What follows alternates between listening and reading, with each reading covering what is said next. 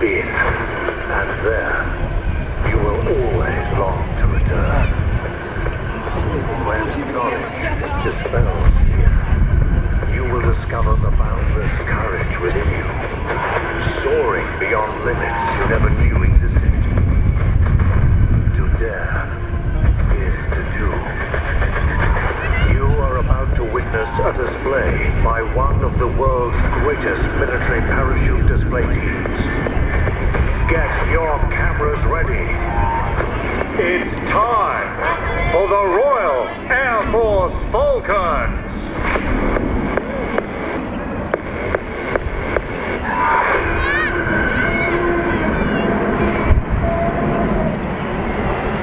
And eyes to the skies there, gentlemen, because here they go.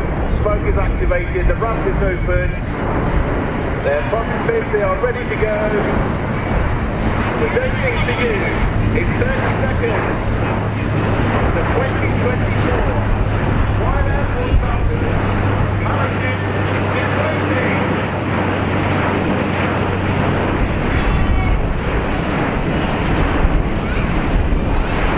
And there they go, parachute display down now, Albatross, right here in space. What we need to say is 9 canopies. And one of those canopies will want to displays under our black area. So we're expecting that to look for the formation and they immediately get together and we have 9 canopies.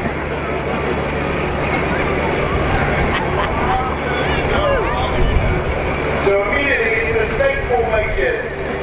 One parachute is lining up behind the other so they can immediately get into formation behind each other behind the coach.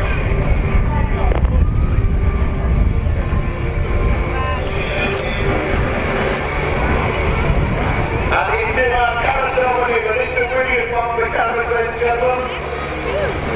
It's extremely hard maneuver for the team to carry out. They are following each other very, very closely in formation under the leadership of the coach. They break out now into a sabre chase. One parachute is behind the other as we identify the drop zone. And the single parachute you can see at the top is flying the red, white, blue of the Union flag, and that is OC Falcons, that's Flight Lieutenant Jen Midler. All the time the team are under the guidance of the team coach. Speakers on the right, all up on the base, and now, right on the boundary leader.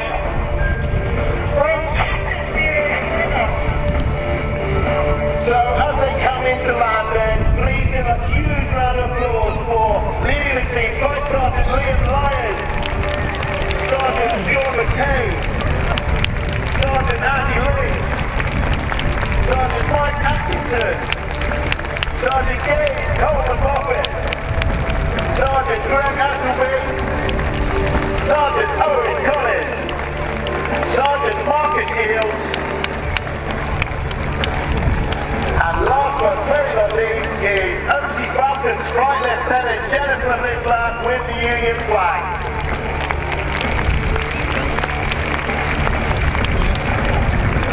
So ladies and gentlemen, as the final member of the team safely touches down, please give a huge round of applause with cheers for the RAF Falcons.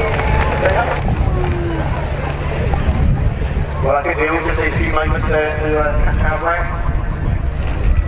Many displays we had for the Royal Air Force for you throughout the day.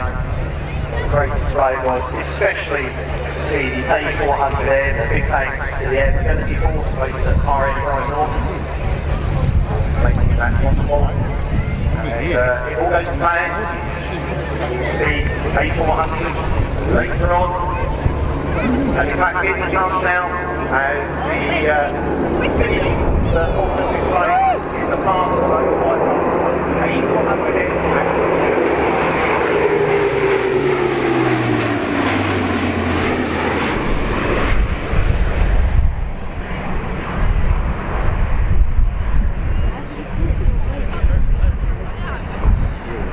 Well, I'm sure you'll agree with me, that was something very, very special. And then as we head about 12:30, we'll go back to the second World War with a beautiful Hurricane, yes, proper Battle of Britain veteran. And then as we head up towards 1 o'clock, we'll sort of hand over to the Navy for the first two times today with their Wildcat helicopter. It's something special as well. Yes, we will indeed. To the rotary wing world now as we do with the Gazelle squadron. Again, it's a reflection of UK Armed Services of years past. We've mentioned the Tornadoes GR1 and F3 that we've got on the static, the Jaguars, of course, Harriers, Hawks. Well, the Gazelle has only just been retired by the Army Air Corps from active service, but it lives on in civilian hands. Gazelle's, ex-military Gazelles have been in civilian hands in the UK for years, flying around just as they were in military service. But now we will ever change it.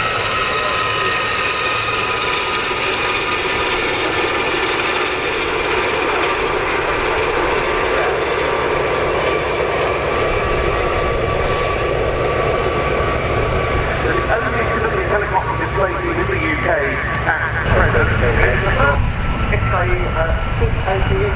yes, to l'aviation of France. And of course there was a North as well. There was not, but these Western examples went in for their first maneuver.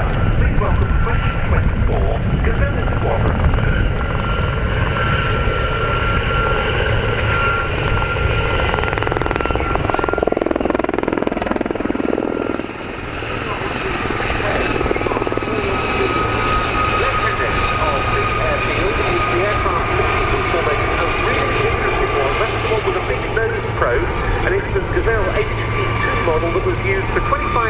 By the Empire Test Pilot School, and latterly part, of course, of Kinetic at Boscombe Down.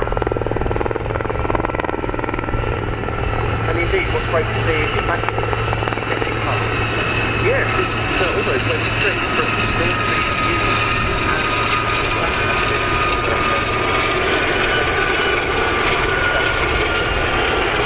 So there's nothing over display centre.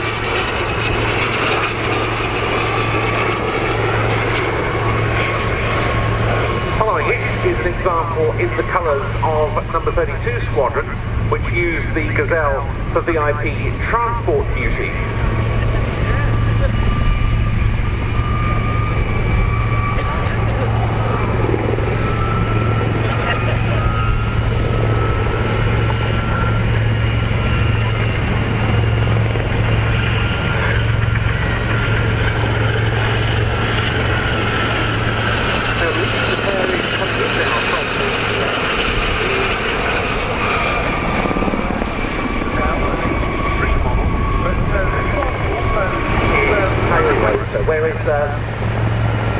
Initially, the tail rotor was very open, just like a small propeller.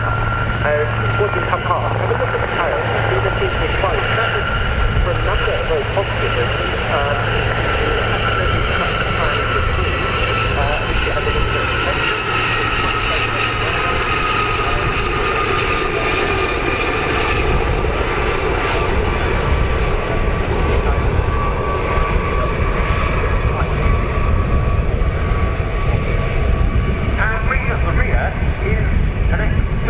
going on to fly Boeing 747 and 787 Dreamliners for Virgin Atlantic.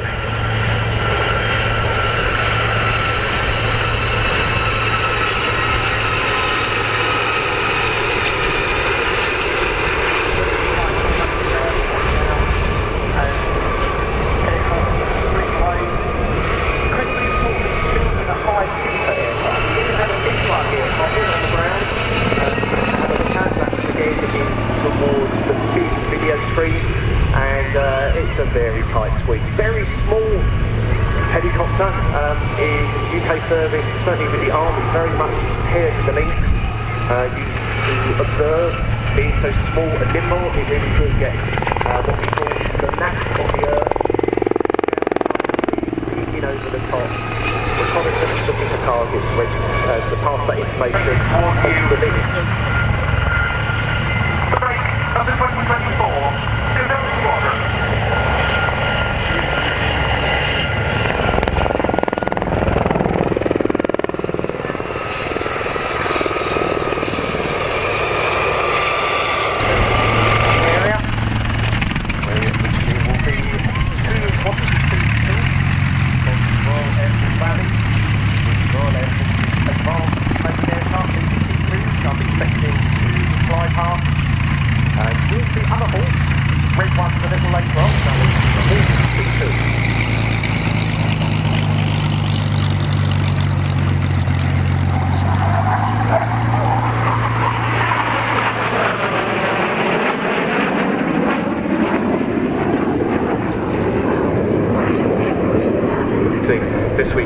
displaying in their Hawk jets.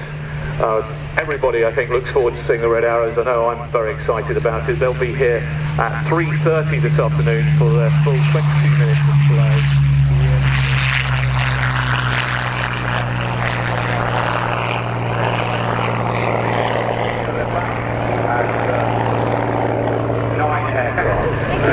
Dispatched to the Soviet Union to continue its operational career. Running in for Hawker Hurricane 1.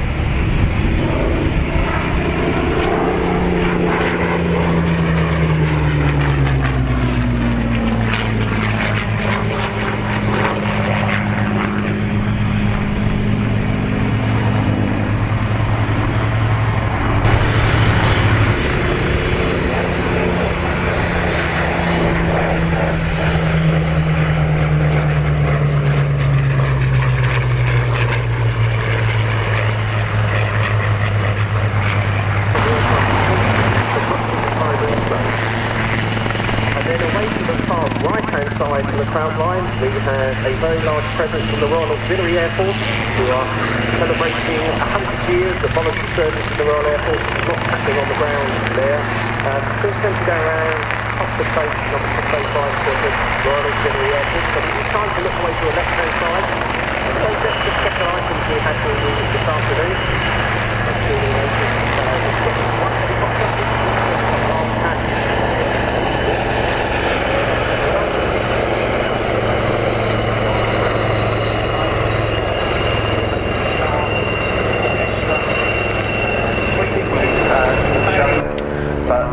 What a great sight this is from the right-hand side, something you don't see very often at all. The Wildcat. Nearest to you, and then slightly further over.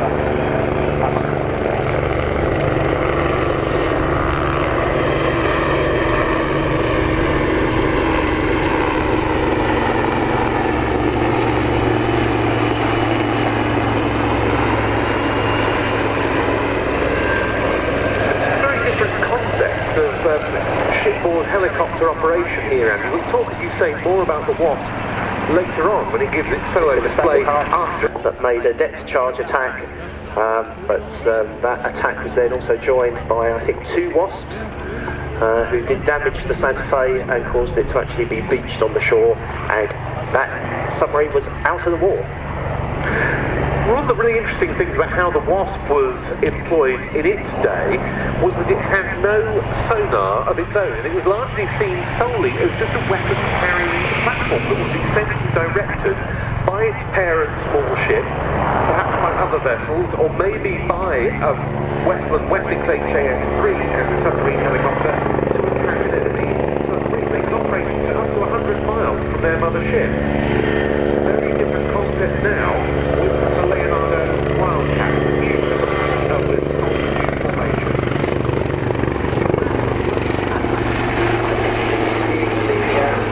The start of a brand new display item in future use. Yes, indeed. Now, we should say, of course, that we have the current fleet air arm of the Royal Navy represented here by the Wildcat.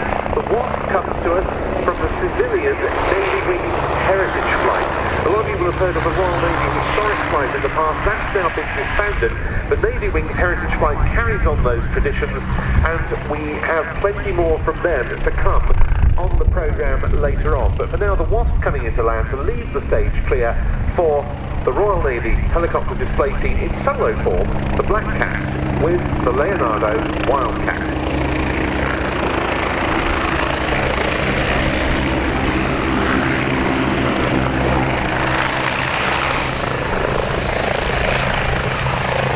Wildcat, just repositioning out in front of you, what we call the B-axis. This is an attack helicopter, but it can also carry out a large range of roles, often involved in search and rescue as well, light communication duties. Now is the time with the Wildcat running in. Commence its display. This is the solo Black Hat.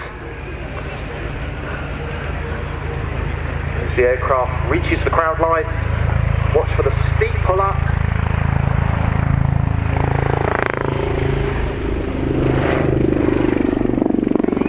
The aircraft comes to the hover for the first, and I think it's fair to say it's a characteristic manoeuvre.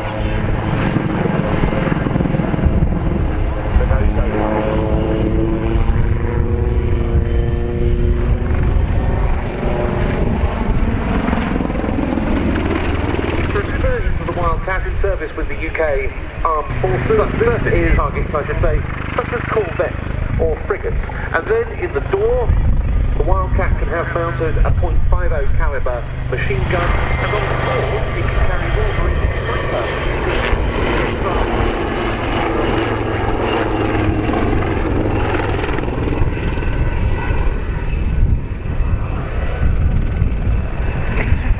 Naval Air Squad is the provides the Black Hats Wildcat display, and it's Lieutenant Sutherland, traffic pilot of that unit, who is now the controls.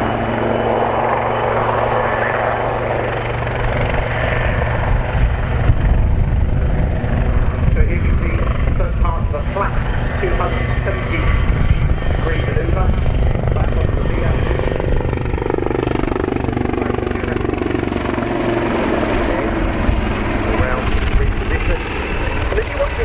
Just imagine this aircraft operating on a very, very small helicopter landing pad. We are talking size on the stern of a Royal Navy frigate or destroyer.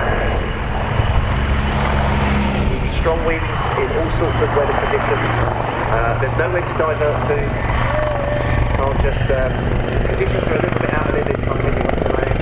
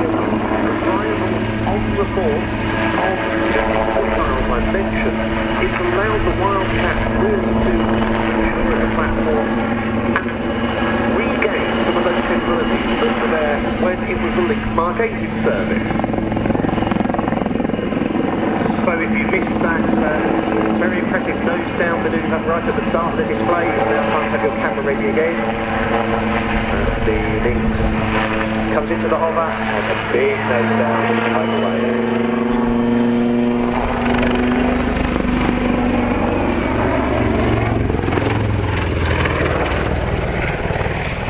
Operational capability was the Air Force that we used on mass to attack coastal targets. We were thinking about the close air support, mainly the Typhoon, but other aircraft as well. Obviously the massive transported DC-3 helicopter hiding that, but also the various gliders, the Forza, the Hatton car, of course, the huge one capable of delivering a present airborne side is the Wacko, Patriot as it was known in our service, but also a number of not quite obsolete bombers, but some of the less frontline bombers were often used as tugs as well at that stage, like the Sterling, the Albemarle, and so on. Above all this was, of course, a huge fighter force to make sure air superiority was maintained. Lessons were learned the hard way yet.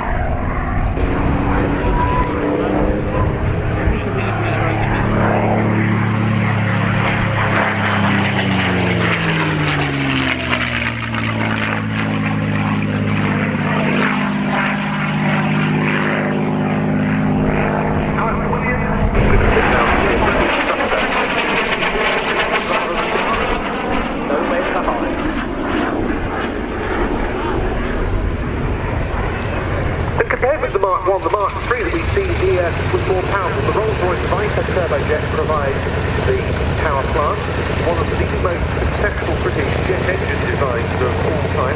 The Mark III also introduced ejector seats, strengthened wings, and the wing-mounted fuel tank you can see on this one to give it slightly longer range. And it came into service with number 2 flying stations and triumphs in 1959, the first all-jet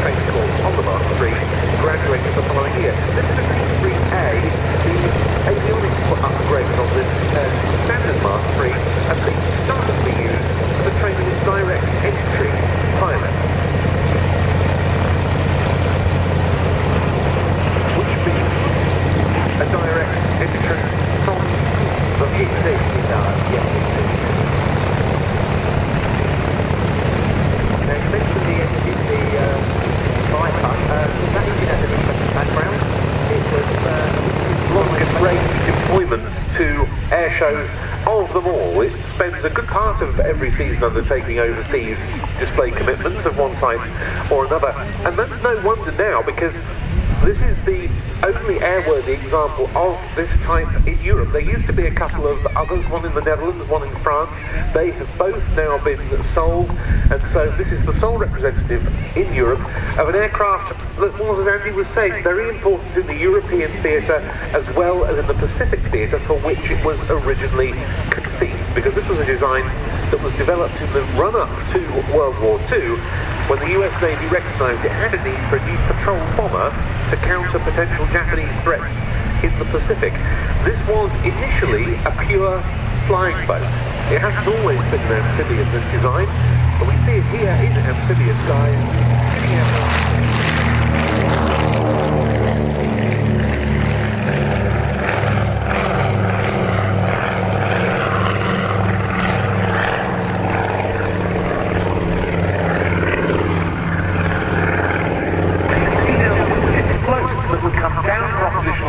Operations, I should say, on the water, and which we should see demonstrated in this display, are retractable, so they're now in the up position.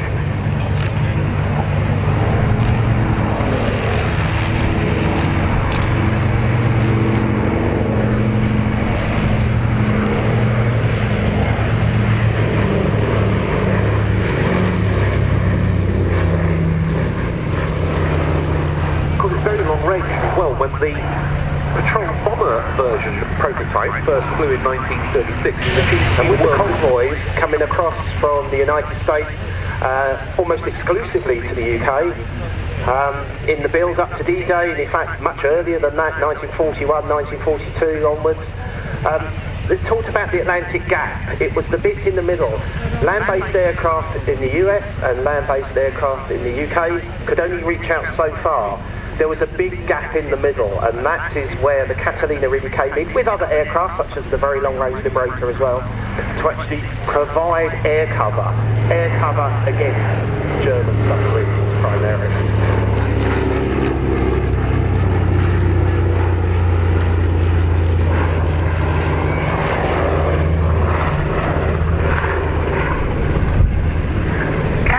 To RAF service with squadrons based in Northern Ireland in 1944. Their first big success, 7th of May 1945, so just one day before VE Day. That U-boat U-320 was on its first operational patrol, and it ended up being abandoned on VE Day itself. Rather bad luck for the crew, but they did all survive. And there are amazing floats now.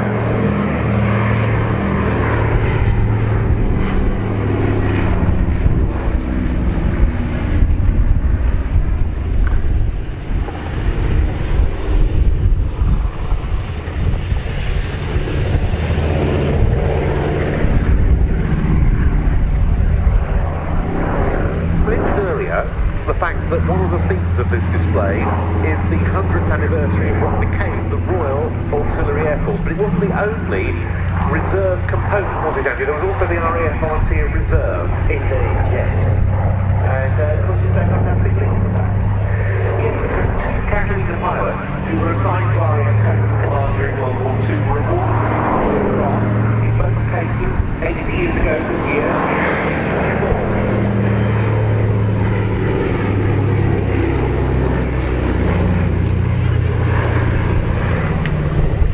In both cases, it was for pressing home attacks against German U-boats in the face of very heavy fire. One surviving recipient of the Victoria Cross. He's now 103 years old, and he's only recently, this year, been presented with the Air Efficiency Award, which was a decoration given to many members of the RAF Volunteer Reserve and the Royal Auxiliary Air Force who served on operations.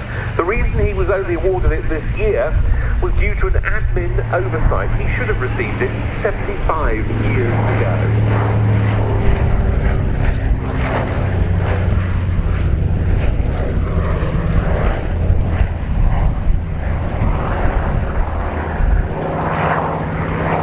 We should say this aircraft does operate regularly from the water, particularly they go over to France, to Biscarrosse, and do quite a bit of training over there as part of its many international commitments. Coming into land then, the consolidated PBY-5A Catalina from plain sailing at Duxford. The crew today headed by an Irishman as captain, Angelo Cunningham.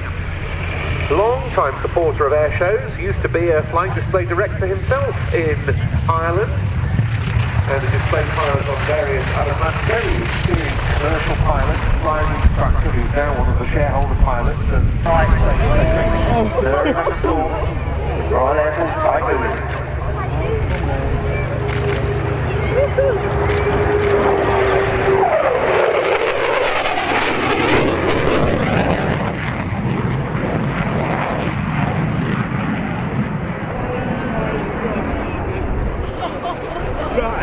But the special colour scheme doesn't depict a number 29 Squadron Mosquito from the D-Day period. Rather, it represents a Hawker Typhoon of number 257 Squadron, one of the many RAF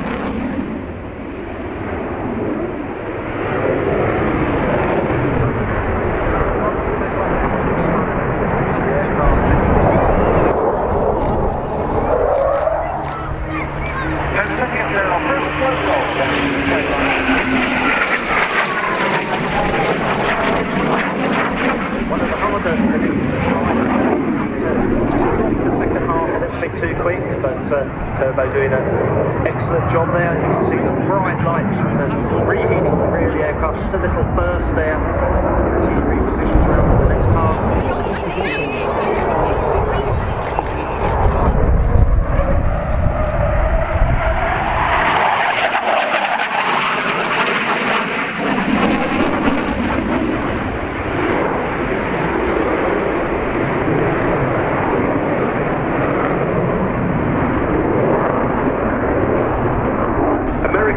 Aimed at degrading the militia's capability to launch attacks on shipping in the Gulf of Aden and in the Red Sea.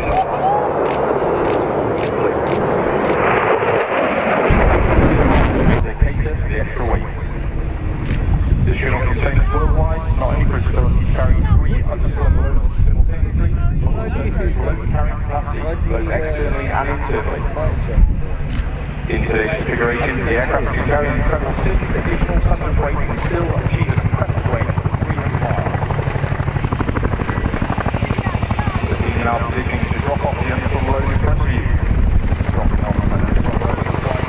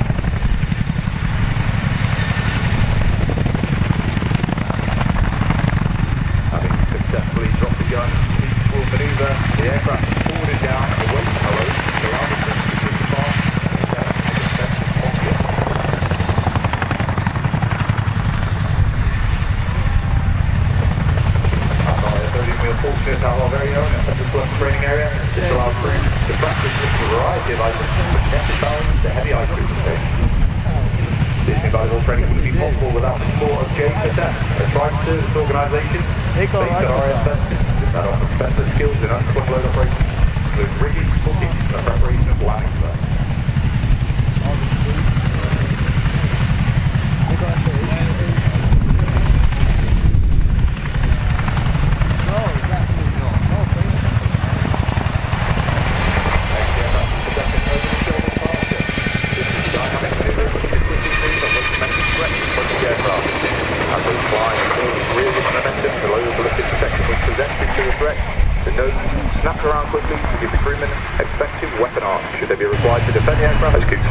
Will keep the speed back, present the starboard weapon systems to the threat side, and give the troops on the ground maximum support whilst they conduct their mission critical tasks.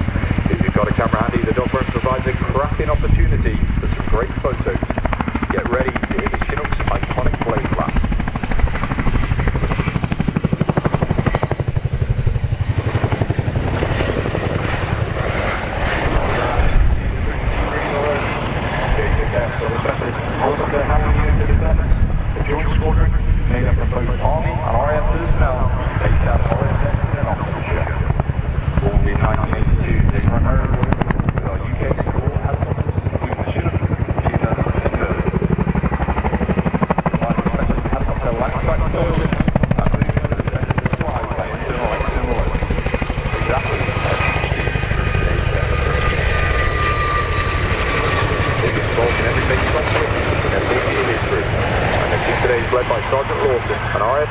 With a team of 4 Royal Logistic Corps, 3 Army Air Corps and 2 RAF, demonstrating their capability to operate as one in any environment.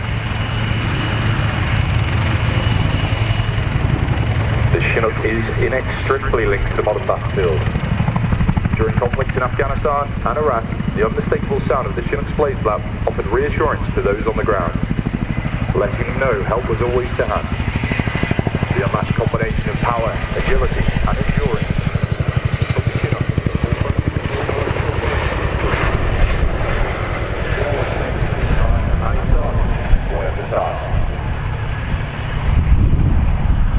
Looking out the starboard window today, Sergeant Malkin, born and raised in South Africa, now moved back to the UK in 2003, where he was recruitment at the Smart 7 for the Army.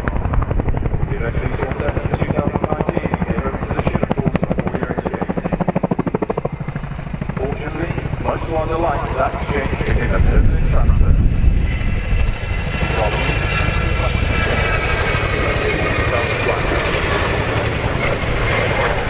You'll notice that Toots is handling the corner smoothly today. Not only does this offer with one engine inoperative, as maintaining forward speed reduces the power demand on the aircraft.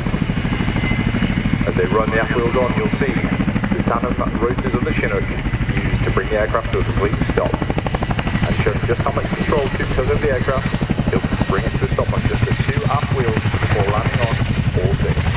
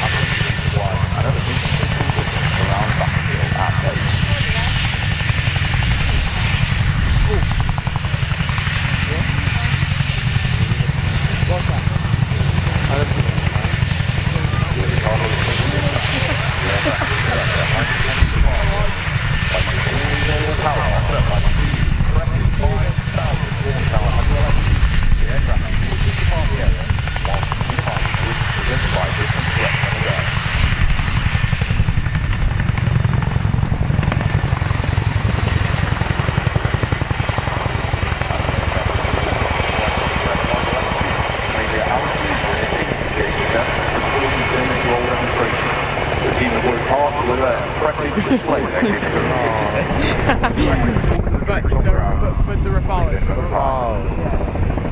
Tubes flying at 140 miles per hour. They'll rapidly decelerate the aircraft and turn using some pedal. This results in the side of the airplane acting as a wind brake.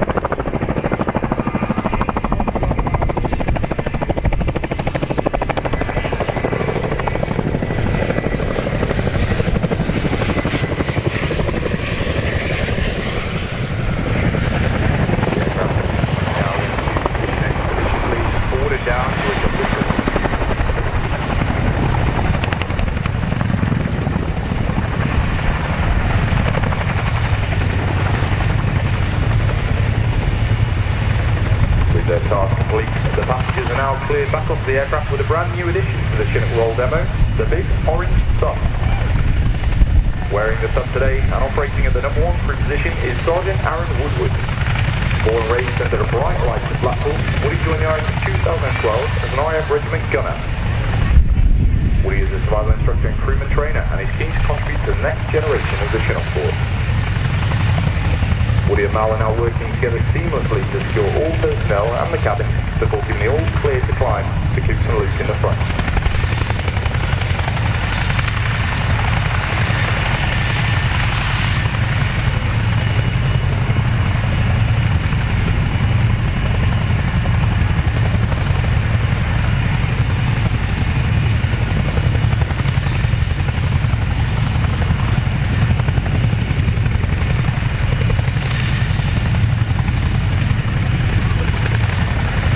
The aircraft gently corkscrew climbs into the hover. The crew will now open the ramp and give our crewmen the best seats in the house.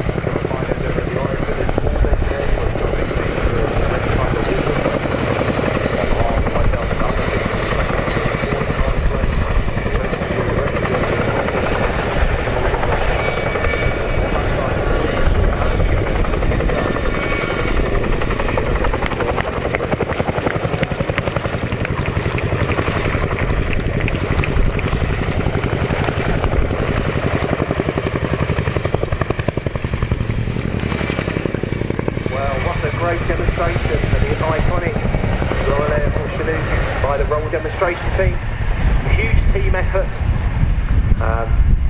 Not just those involved with the aircraft, but of course